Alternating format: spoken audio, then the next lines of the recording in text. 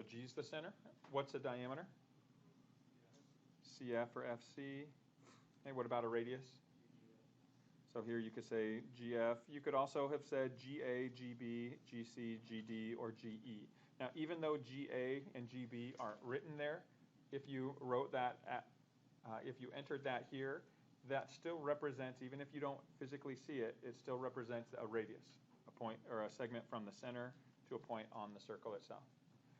Okay, central angle. So we haven't talked about this yet, but what do you think a central angle is? An angle whose vertex is the center. So any angle with a vertex at G would work. So does ABG work? No.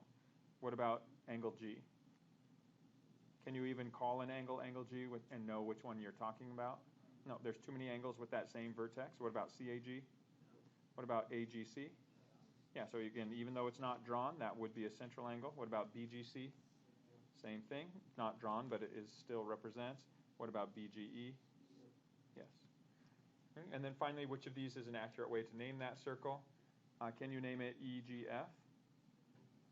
No, G is a center point, so it can't be the name. It can't be in the name of a circle. So the first thing I'm going to do is I'm going to eliminate, any of the three-letter names that include G. Okay, what about ABF? Yep, all 3 points fall on the circle. What about circle F? Nope, that's not the center. What about circle G? Yes, it is the center. If you're going to name it with a single point, it needs to be the center. What about ECB? Yes. What about circle C? No. And then what about circle GA? Again, there's no way to name it with 2 points. It's either 3 points or 1 point, depending on what you have.